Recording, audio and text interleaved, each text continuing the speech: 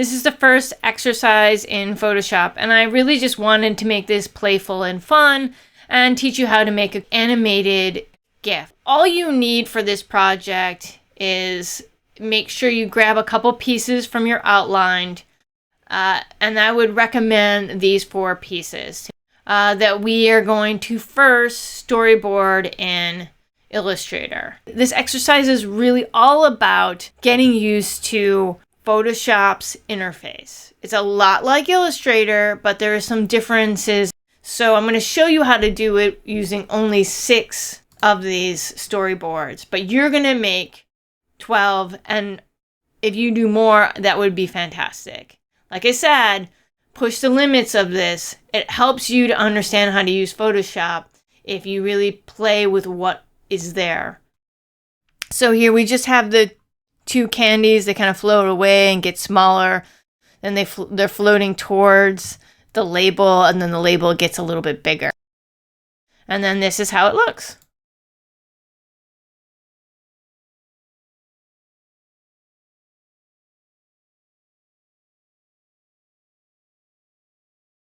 Alright, so you're going to want to open up Photoshop. Make sure you've already downloaded it from Adobe Cloud. You should be able to go in here and update and get the most newest version. I have mine again on the dock, and we're going to start by creating a new document. In doing this, we're going to customize this a little, and we're going to stay with art and illustration. And we're going to make this into inches, and we're going to make this 7 by 7.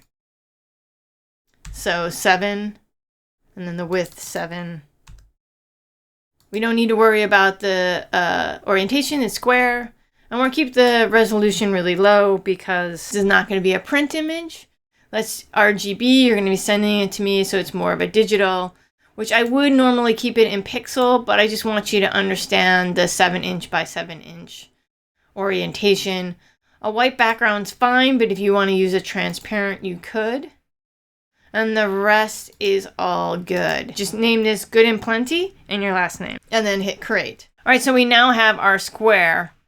We can open up that Illustrator file, and we're going to kind of pluck these images from Illustrator. And I usually just do the drag, drop and drag. And you can see that it's giving me an option. And I'm just going to click yes. So remember that check means you want it to become an image. So this has become a vector smart object.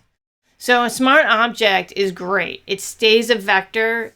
It is not affected by the pixelation. You cannot adjust it. You can put stuff over it and you can mask it, but you can't literally paint on it. So if I wanted to paint on it right now, I wouldn't be able to because it's a smart object. So we've got our one vector object. We want to keep it in as a smart, so that's good. Let's bring in another one. Let's grab a color. And you can see it's made its own layer each time I drag one of these in. So it's made its own layer circle, but remember you have to click on it to let it know that you want to keep it. And we have all our elements that we need. The circle, the candy, and the name. And they're all available on here. So the next thing to do is that we're going to need 12 of these animations. And there's a couple ways of doing it, and I would recommend the best way to do it for you guys is that you make sure that this has been selected as an animation. Remember the tool, if you don't see it, is in tool line. And that you selected create animation. From here, you can do make frames. These are frames. Make frames from layers. So now each one of these is a frame. So you can go back to your storyboarding and you can build each one of these frames as one of these stories. Create a few layers that are going to be used the whole time throughout all of them, which I'm just bringing it in and dragging, which you can do. And as you can see, whatever is turned on while you have one of these selected is what you're going to see. So I don't think there's anything in this layer, so we can get rid of it. But if I want the first layer to have this candy on it, I just need to select it and then move on. Then the next layer, I select the next one I want on it. And the next layer, I turn off the other one. So I could just go back and forth to make it very quick. So white, orange, white, pink. And then the title comes in. Oh, I'm gonna make sure it's on this one with the name. And if I wanted those other candies behind it, I could have those other candy behind it. And then you can just play it, and you can see it's going really fast. So to change that, you just need to go under second selections and change the speed to make it slower. And some panels you might want to stay longer, and some you might want to go faster. Add new frames with the little square plus, so I can add more frames. Remember, it's just what is selected in your layers activates these. So this might be a good introduction to the folder. So if I made folder frame 1, I'm going to always want this vector on, so I'll just keep that on. But if I want frame 1 to just have that one candy, then I can make sure that that frame 1 is on when I have frame 1 selected. And then I can create a new folder that might house more candies. So how do I make more candies when I only brought 2 in? And this is very simple. I can take this vector that I made once, and I can just drag and create a new one. Now I can add it into my frame 2. I can turn off frame 1. I'm going to always keep that background, or that I have 2 of these here. So I want to actually add another one and another one. I can add as many as I want. And they're all overlapping each other, so you're not seeing more than one. And then I can just drag it, and remember, once you see these icons around it, the anchor points, you can just adjust the size and scale. Want to hold shift to keep the scale correct, but in Photoshop, you do not need to do that. You can just drag. It will keep it at the right scale as you increase and decrease the size.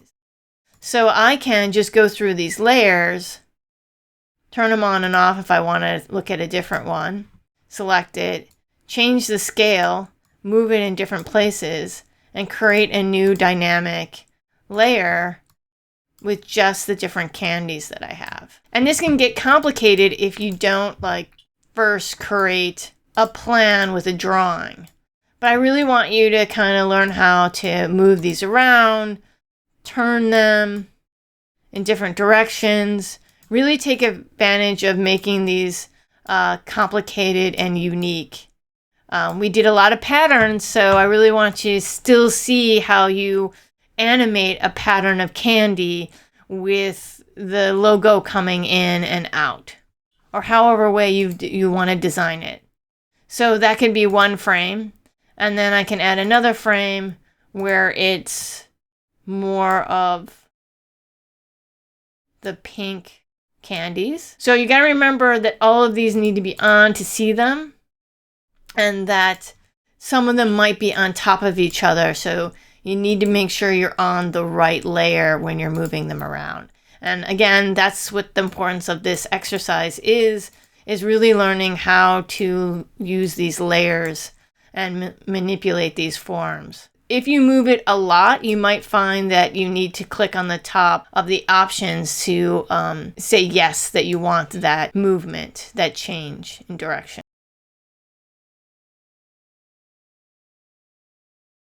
So rasterizing, you should be able to select it, go up to Layer, and Rasterize Smart Object. And you can see that that little square art piece is gone, and now you know that you can manipulate the image some more. Which means that you can actually affect the form, which allows you to erase or even draw on. So if you wanted to add pencil to it, you could add a pencil line to it. We talked a little bit about adjustments. So if you want to play around with the adjustment layer, you can play with the adjustment layer to kind of change the color.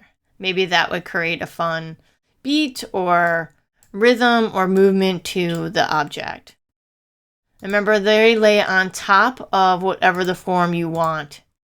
So this is affecting all of the images behind it. So if I want to just affect the bottom layer, I can bring it and it will affect just this bottom layer. So it can be really fun how you can affect it by just adding a little effect to the background. So I want to show you one that was created in Illustrator as a storyboard in Photoshop into a GIF. So this was a finished product of only 6 frames. So keep that in mind, this is only 6 frames. So this is what you will have available for you. This is the Good and Plenty storyboard for Illustrator. I want you to take the candy pieces like I talked about, the title and a circle, and add them within this framework of 12 to create a dynamic GIF. The background layer is locked. It has everything that you need here as a guide, and you can start on the second layer to add in your images throughout each frame. I would like this saved. So please save and submit this when you submit the GIF. So save as a PDF, and you're going to want to save it to your new Photoshop folder. You will show me your storyboard. It doesn't have to be precise. I just want you to go through the motion of building a storyboard. It'll kind of help you have a better understanding of how you want your pace. For Photoshop, just double checking that you understand this. Again, there should be 12, not 6 or more. Please do more if you get excited and you're having fun with this. I'd love to see you really push this. File, Export, Legacy. You click on that, and I'm having you do Legacy because I want you to see what you should use if you were making a GIF for a web, anything for the internet. So you want to make sure you pick GIF here. And I usually just go with what the default is, selective, color at max, differ. All of this is good. Keep it on transparency. And I would just leave this as the default that you have here. You can see that this is a preview. It's nice and crisp. Nothing is blurry. The percentage is at 100%. And then this is showing you what the pixel scale will be, which is good. We like it to do the loading option for forever. So once you've double checked that all of these are correct, you might want to preview it before. So once you see that you like what is going on, then you can do a file save. And remember that you're going to put it in that folder, the new folder. Keep all your Illustrator in Illustrator, create a new folder for Photoshop Project 2.